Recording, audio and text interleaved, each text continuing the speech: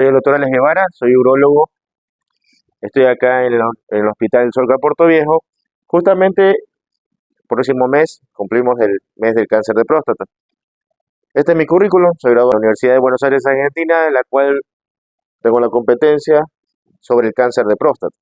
Netamente, el urólogo es el que diagnostica, que lo voy a hablar. Trato, puede ser quirúrgico o la parte farmacológica, y llevo al paciente desde el diagnóstico hasta el final de sus días. También aparte de lo que es oncología, hago parte de cálculo láser, laparoscopía, cirugías mínimas invasivas. Estas son todas las sociedades en las cuales nosotros nos afianzamos, aprendemos y sabemos lo que tenemos que hacer con las guías internacionales y en las cuales también soy parte, miembro internacional. Soy speaker de algunos laboratorios. Esta es una imagen que siempre la pongo en las últimas charlas que tengo. Nosotros somos el guía, viene el paciente y el familiar. En los altos y bajos de un lecho, de un campo, montañas, es en sí guiar al paciente en todos esos momentos difíciles, llevarlo a su día de buena parte acá en nuestro mundo, nuestra tierra, y justamente que la enfermedad no solamente es el paciente, sino también el familiar. En la parte urológica, muy aparte de lo que es urooncología, lo que estamos acá en Sociedad de Lucha contra el Cáncer, SOLCA, hablar de los 5 cánceres que compete el urólogo: el riñón, vejiga, próstata, Pene. y testículos. Todo comienza por un hecho de la consulta. En el caso del urólogo, comenzamos para hacerle un chequeo completo al paciente, y en este tenemos que tener en cuenta todo el sistema urinario. En una consulta tenemos que hacer en cuenta los bases, que son exámenes de sangre, para saber cómo está el azúcar, la función del riñón, función del hígado, sangre completa, que es la biometría, plaquetas, el examen de orina para ver cómo está compuesto, si hay infección o no, y en el caso de hombres, PSA, antígeno prostático específico, que luego lo voy a hablar. Comenzando desde la parte alta de la vía urinaria, tenemos el riñón. En el riñón podemos encontrar eso que está acá, que es un tumor.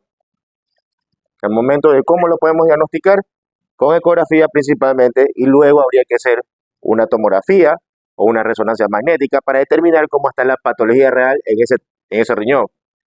Si es viable, podemos hacer solo exéresis de ese tumor por medio de la laparoscopía o cirugía abierta, o en el caso de tumores ya grandes, habría que hacer el exéresis total del riñón.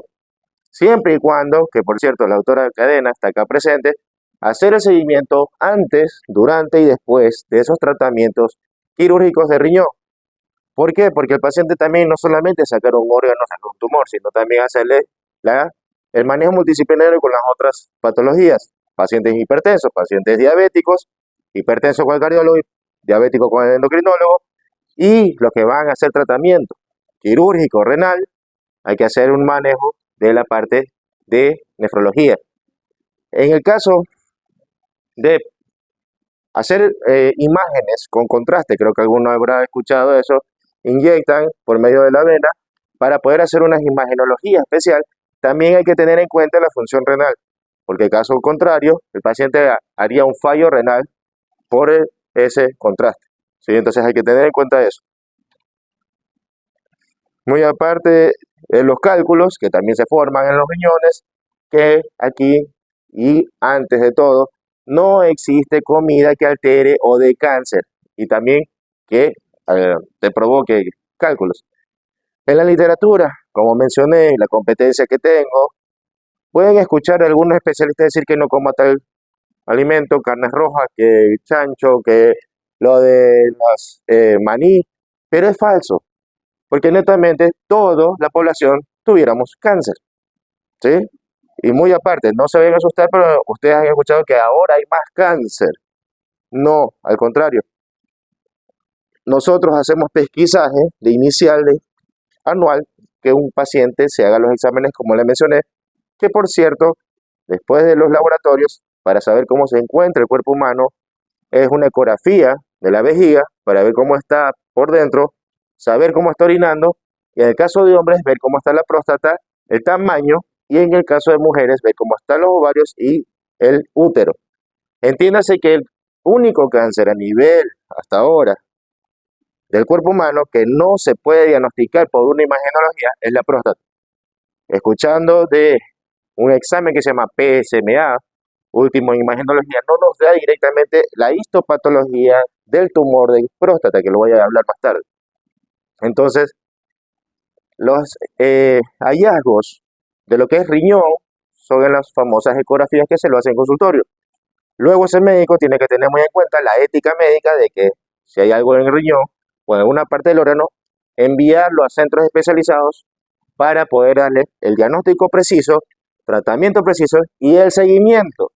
¿Por qué? Porque no operar o tratar un cáncer se termina la historia. Hay que hacer el seguimiento al paciente, que es el secreto de la realidad para el cuidado del paciente. Si no hay el seguimiento, el paciente se pierde y cuando le pase algo va a llegar y puede estar progresado. Igual la atención se le va a dar, pero podría ser menos tiempo de vida en la tierra. Lo mismo decía sobre los cálculos. Una persona puede tomar leche, comer queso y no llegar a formar cálculos. Al menos que tome 1 litro de leche al día, 1 kilo de queso al día, podría estar formando cálculos. ¿Cuántos de acá toman 1 litro de leche al día? Nadie. ¿Cuántos de acá comen 1 kilo de queso al día? Nadie. ¿Sí? Entonces, eso es falso. Igual, traduciéndolo a la parte oncológica, el comer no da cáncer o empeora el cáncer. Entonces, son mitos de la misma sociedad. Y si el médico te dice no comer tal cosa, ojo, en la parte gástrica sí. En la parte gástrica, si hay algún cáncer gástrico, obviamente hay que tener en cuenta la dieta. Pero en la parte mía, riñón, vejiga, próstata y genitales, la alimentación no hay ninguna alteración. Siempre y cuando que no sea hipertenso, que no sea diabético o tenga una alteración renal. En el caso de los cálculos por vía endurológica, con láser, se los trata. Ya no hacer las incisiones famosas, gigantes, para tratar estos cálculos.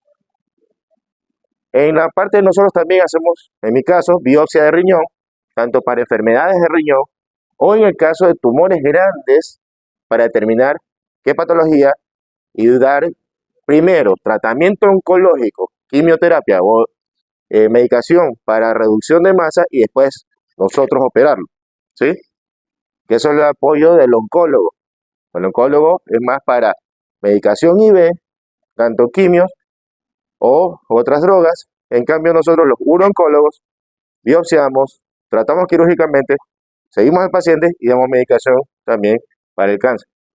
Una de las patologías también renales es cuando el paciente deja de orinar y habrán escuchado nefrostomías. Las nefrostomías son tubos que van de la parte interna del riñón hacia la parte externa por un medio de un tubo donde la orina va a salir por ahí, porque ya el paciente no puede orinar en la parte normal por cuestiones de tumores pélvicos como útero, colon, una vejiga de cáncer progresado. El paciente se obstruye, los riñones se dilatan, la función renal se altera y hay que drenarle esos riñones. Y de ahí viene la parte de manejo clínico con la nefróloga. Bajando, tenemos la vejiga, que en este caso la vejiga hay que hacer la ecografía. Si en la ecografía vemos una masa sospechosa, hay que entrar a hacer una revisión de la vejiga con implementación quirúrgica para poder resecar ese tumor, ¿sí? Y es todo lo que se saque del cuerpo humano, hay que mandarlo a estudiar. No es que se saque y se bota. Esto es la parte interna de la vejiga. Netamente esto es el músculo de la vejiga. La vejiga es un músculo, es como los músculos de los brazos. Y pasando los años, ese músculo también se vuelve perezoso. Ya no hay la buena evacuación de la orina, tanto en hombres o mujeres. En hombres, por la compresión de la próstata, pero en mujeres es por los partos que hayan tenido. Multíparas tienen una alteración al momento de la evacuación de la orina. Y eso se va a ver cuando se hace la ecografía miccional. La ecografía miccional se hace tomar agua al paciente, se le mide la vejiga, digamos 300 ml, y al rato le dicen vaya a orinar. Termina de orinar, enseguida tiene que volverse a acostar para otra foto. Vamos a volver a medir esa vejiga y tiene que tener aproximadamente unos 20% máximo para determinar que el paciente esté orinando aceptablemente. Si hay más del 60% de residuo, el paciente no está evacuando bien y la función renal va a estar disparada y va a tener el cultivo de orina positivo. Son parámetros que eso nos va a determinar si hay que hacer o no un procedimiento tanto fisiológico, ayudarle, o quirúrgico. Entonces, en lo que son tumores de vejiga, hay que hacer este tipo de resección. No es abrir, es todo por mínimo invasivo. Y estos pacientes hay que dejarles sonda. La sonda, la famosa sonda Foley, en este caso los hombres, las mujeres, es un dispositivo. Gracias a eso podemos evacuar la orina. ¿Mm? Esa sonda siempre tiene que estar fijada para tener cuidado al momento de manipularse o caminar. Que eso viene en los cuidados de los pacientes que tengan sonda. Ahora viene lo de la próstata. Esa es la próstata, por cierto, benigna, que vuelvo a repetir, ya lo voy a desmenuzar. Y acá la fea es el cáncer, pero no se lo o sea, no se diagnostica con un PSA alto, con un tacto o con una imagen. Todo tiene una secuencia. Escuché por ahí pacientes que han sido tratados de próstata, de cirugía. Entiéndase que en la actualidad ya no importa si lo operaron o no le hicieron PSA o qué sé yo. Si el paciente está con sonda, hay que desobstruirlo, ¿sí? Obviamente con exámenes prioritarios antes del quirófano se hace la resección. Lo que pasa es que cuando uno opera la próstata, no radical, que radical sería, esta es la vejiga, acá está la uretra, esta es la próstata. La radical significa sacar todo este bloque. Reconectamos esta parte con esta parte de acá. Esa es una cirugía radical. Cuando se detecta cáncer, que ya lo voy a decir cómo se llama. Y en cambio las cirugías de próstata, cuando no están diagnosticados cáncer, no hay sospecha, es sacar todo esto internamente y queda la cápsula. ¿Mm? O sea, se saca el gollejo y deja la cápsula. En próstatas benignas. Ahora, ¿qué pasa si sale cáncer en esa cirugía? Se puede dar radioterapia y medicación, que ya lo voy a hablar. En cambio, la próstata ya con diagnóstico es una cosa diferente. Este tipo de cirugías con láser, acá arriba tenemos, o resecciones que hacemos acá en el hospital. De hecho, también participo en ese tipo de cirugías. Esa es la historia completa del cáncer de próstata. Si quieren tomarle foto, esto ha sido manipulado. Todo esto es a nivel internacional del grupo de cáncer de próstata. ¿Cómo llegamos al diagnóstico de cáncer de próstata? Primero con la consulta haciéndole PSA al paciente. ¿Qué es el PSA? ¿Necesitan escucharme con micrófono o está bien ahí? Aparte que mi voz es horrible. El PSA es el antígeno prostático específico. Cuando el paciente viene, entiéndase que de los 40 años comienza a hacerse el PSA a pacientes que han tenido familias con cáncer, sea hombre, mujer o cualquier tipo de cáncer. Ese hombre de 40 años tiene que comenzar a hacerse el famoso PSA. Y los que no tienen familia con cáncer comienzan a los 45. Ese PSA no debe pasar de 4. ¿Sí? Si es un PSA alto, habría que darle antibiótico para determinar si ese PSA está alto por una infección. Luego de tomar antibiótico terapia por unos 20 días, se vuelve a hacer el PSA y ese PSA tiene que disminuir de 4. A ese paciente lo tendría que seguir cada 6 meses con un PSA. Y el próximo PSA que llegue a subir, habría que dar una biopsia de próstata, que es la única forma de saber el cáncer de qué tipo de próstata estamos enfrente. Entonces, si el PSA es mayor a 4, se hace biopsia. Si el PSA es menor a 4, se lo mantiene observado. ¿Sí? Cuando ya tenemos la biopsia, que es próstata, con cáncer, aquí hay unos paréntesis que es Gleason's. 3 más 3, 3 más 4, 4 más 3, 5 más 5, 4 más 4. De ahí hacemos un estadiaje total. Tomografía para ver cómo están los vísceras, pulmón, hígado, si no hay ninguna metástasis. Y otra que se llama gamografía ósea, que no la hacemos acá en Manabí, se hace en Guayaquil o en Quito, que es para ver una metástasis en hueso. Hay 5 momentos de cáncer de próstata. Es localizado cuando el paciente está todo negativo en su cuerpo y solo tenemos el cáncer en la próstata. ¿Qué podemos hacer ahí? Lo que les dije hace un rato, la cirugía radical, sacar todo en bloque de la próstata, reconectar la vejiga con la uretra y el paciente, ojo, los cánceres, esto suena muy áspero, pero los cánceres no se curan operando o tratándolo, se controlan, ¿sí? De ahí viene lo que es el seguimiento. El seguimiento es el secreto de que el paciente tenga controlado su cáncer. y hacer cada cosa que el médico le indique. Otra terapia es la radioterapia de próstata, más una medicación que es oral, que es un antiandrógeno que actúa en los receptores de la célula que no se permite juntar con las otras células cancerígenas, más una medicación que se inyecta que se llama análogo, ¿sí? Eso ayuda a bloquear la testosterona que se forma en los testículos, que la testosterona es el alimento del cáncer de próstata. Antes se cortaban los huevos, así, a lo feo. Ahora se hace castración química. Se hace por 3 meses o 6 meses. O las dos terapias, las tres terapias, la cirugía, radioterapia y la medicación oral y la inyectable.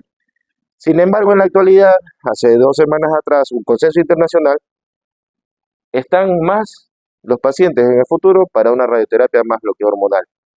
Ya las cirugías se están dejando a un futuro mañana, probablemente dejarlas no enterradas, pero sí en un momento a futuro. ¿Qué pasa? ¿Cómo? Netamente sí y no. La inteligencia es un ayudante del médico, es como así como el robot. Igual el médico es el que opera. Entonces, exactamente. Si este paciente progresa, que es el PSA, se lo considera como recaída bioquímica. Si este paciente vuelve a progresar, tenemos el cáncer de próstata sensible a la castración metastásico, que es cuando tiene metástasis, pero la medicación que le estamos dando, el PSA lo tenemos controlado. O el caso contrario, si ese PSA sigue subiendo, le hacemos los exámenes, no tiene metástasis, se lo considera cáncer de próstata resistente a la castración no metastásico. Y para estos tenemos estas drogas, que son nuevas. En el no metastásico, y el PSA está aumentado, tenemos medicación oral, darolutamida, palutamida y enzalutamida. Y en el sensible a la castración tenemos las mismas, pero en dos casos tenemos lo que es en combinación con quimioterapia. ¿Mm? La quimioterapia en la actualidad es casi que un ayudante de santa al final del tratamiento oral, ¿sí? Y el último escalón de lo que es cáncer de próstata, el quinto etapa, es el cáncer de próstata resistente a la castración metastásico, que antes se iniciaba con docetaxel, quimioterapia. En la actualidad se inicia con medicación oral, o sea, enzalutamida u otra droga que no está en el cuadro básico que se llama abiraterona.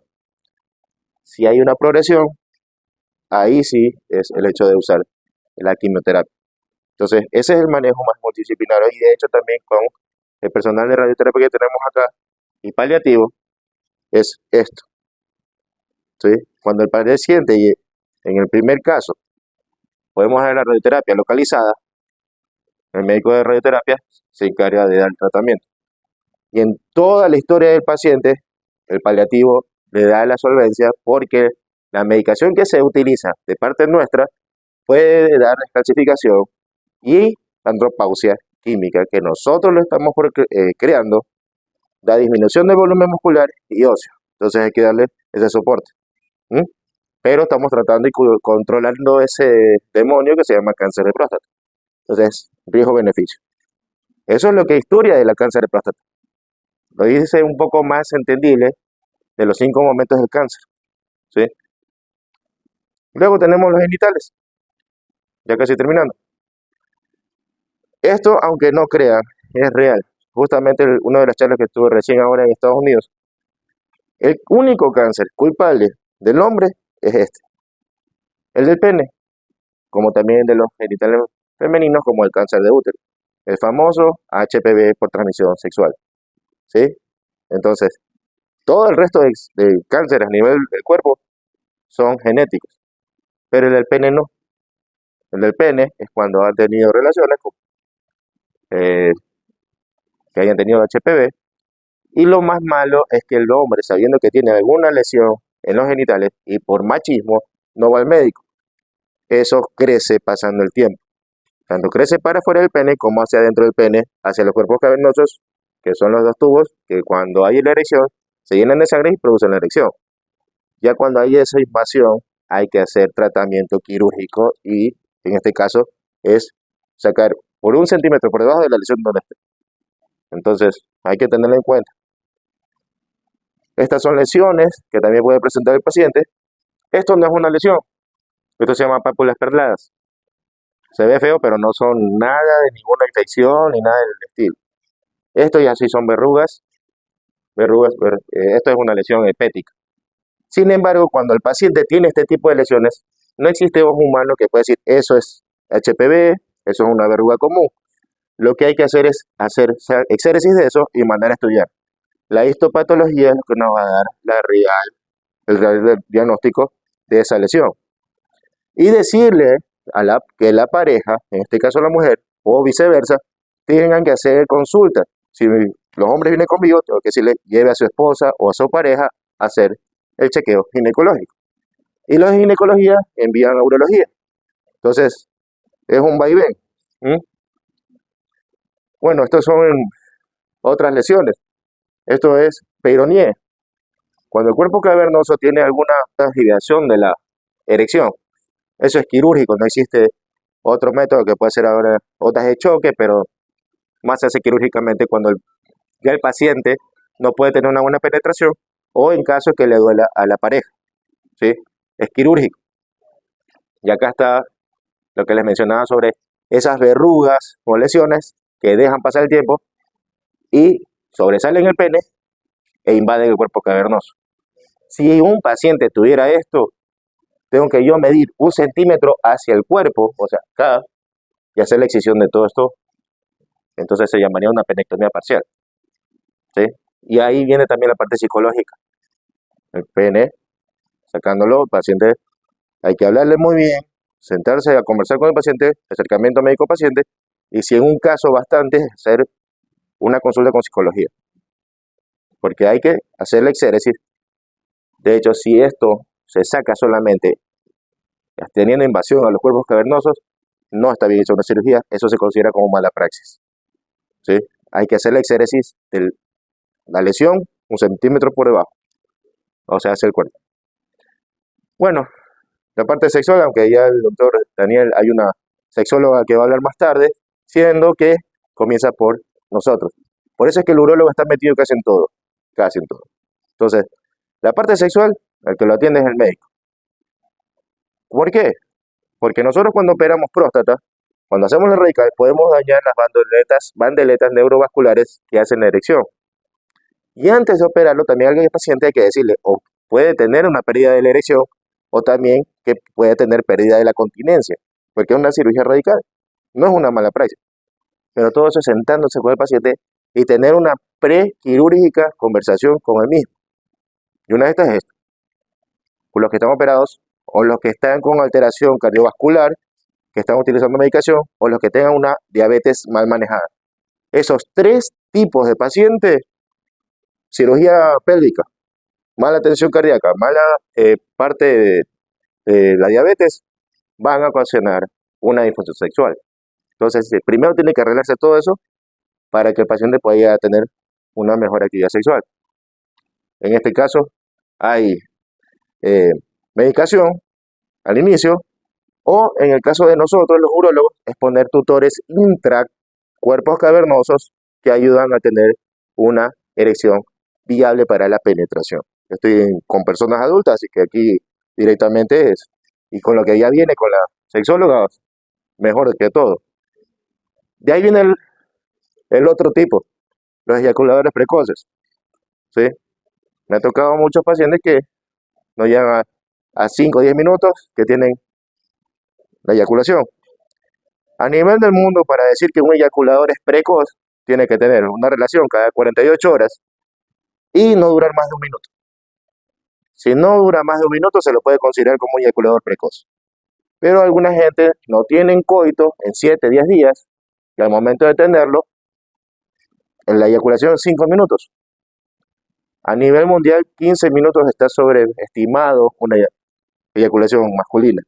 Puede ser menos, pero no menos de 1. Entonces, el eyaculador precoz, en menos de 48 horas, una relación sexual y que no dure 1 minuto y que pase más de 7 días igual, probablemente se lo diagnostique el eyaculador precoz, lo cual en mi práctica no he visto alguno. Y se lo pregunto. No se asusten, el pene no tiene hueso. pero también existen las fracturas de cuerpos cavernosos. Eso es una urgencia. Y si vieras, los pacientes, cuando tienen esto, parecen trompas de elefante. Cuando yo hice la residencia inicial en Guayaquil, a los primeros meses vi, bueno, en todos mis 2 años, vi una fractura de pene por mes casi. Entonces, ya me están cortando. Ya voy a terminar, doctor. Faltan los huevos, digo, los testículos. El trauma rompe los cuerpos cavernosos, rompe los cuerpos cavernosos. Esto está encerrado en una fascia que se llama fascia Buck. Y gracias a esa fascia, ese sangrado, el hombre se muere, porque todo esto es vascularizado. Gracias a esa fascia se mantiene el hematoma. El hematoma aguanta el sangrado hasta ser operado. Ese paciente que tiene este tipo de trauma, netamente tiene un 56% que vaya a tener una difusión eréctil a futuro. Entonces, hay que tener cuidado. Cuidado, los hombres se van a caer del filo de la cama o le pegan un patazo. Todo fractura de pene es más probable que sea por una relación sexual muy salvaje. Es real. Así que la fractura de pene es el pene erecto, mal golpe y te ríes tú también. Y por último, los testículos. Y a pesar que el ser humano salimos de aquí, entiéndase, de aquí del óvulo. En los testículos podemos tener varicocele, que es varices como la de la pierna, alteración de las venas, hidrocele, que es líquido de más. El líquido seroso nos ayuda en la parte intestinal para que haya el peristaltismo, no haya roce de los intestinos, y en la parte del escroto para que los testículos al momento de cerrar las piernas, y lo van a hacer al puesto que salen de acá y hacen esto. Un testículo pasa atrás del otro. No los testículos de allí. Y este es un testículo normal. Un golpe en los testículos no equivale a un tumor de testículo. Un golpe en el testículo equivale a que se te va a hinchar los genitales y vas a ir al médico. Y de ahí, haciéndole una ecografía, vamos a descartar cómo está ese testículo. Si hay un trauma, y en casos fortuitos, examinando con ecografía, podemos detectar un tumor de testículo. Muchos piensan que por el golpe le dio el cáncer. Es falso. Acordémonos lo que le dije. El único cáncer del cuerpo que es por culpa del humano, en el caso de hombres, es el de pene, por el HPV. Pero el resto de cánceres a nivel del cuerpo son genéticos, ¿sí? Que por ese golpe llegó al urólogo. El urólogo le manda una ecografía. No se encuentra ninguna patología, pero sí se encuentra un tumor de testículo. Pero no es por el golpe, fue una ocasionalidad que gracias a ese golpe fue al médico. Entonces, ¿cómo se opera el tumor de testículo? Se lo opera por vía inguinal, por donde se forman las hernias. ¿Por qué? Porque el cordón que tenemos acá mide casi 25 centímetros. Si uno lo saca por el escroto, todo este cordón está infectado o invadido del tumor de testículo. Entonces, si hay un tumor, hay que hacerle cirugía por vía de la ingle. Si tiene otro tipo de patologías, se los hace, que son benignas, se los hace por vía escrotal. ¿Sí? Si hay tumor de testículo, la cirugía es vía inguinal. Caso contrario, habríamos que volver a operar al paciente y sacar todo el escroto del lado donde se operó. E ir a buscar el cordón de la vía inguinal. Y por último, ya que me están acá quemando todo, la famosa vasectomía. Ha aumentado la vasectomía más que la ligadura de trompas de los apilgectos. Pero créanme que en la medicina sexual que hago en mi consultorio, cuando vienen, no es el hombre a hacerse la vasectomía, es la mujer. Aquí se lo entrego, quiero que le haga la vasectomía, no quiero que mantenga más hijos. ¿Saben lo que están pasando? De las 10, una solamente he hecho, porque ya insisto tanto, hacerle la vasectomía a un hombre es soltarle la rienda al caballo. Porque piensas, yo ya estoy escapado, no voy a preñar a nadie y me voy de parranda. Y se olvidan de protección porque piensan que con la vasectomía no le va a pasar ninguna enfermedad. Y ahí es que viene el problema. Las infecciones, el HPV y cruza la enfermedad a la pareja estable que tiene en casa. Entonces, de esas mujeres, 9 se van, lo regresa el marido a la casa y no se hace nada. Pero bueno, cada uno tiene el derecho de su cuerpo, pero siempre y cuando están casados, tiene que presentar algo firmado por las dos personas. Gracias. En redes sociales. Pregunta, una nomás.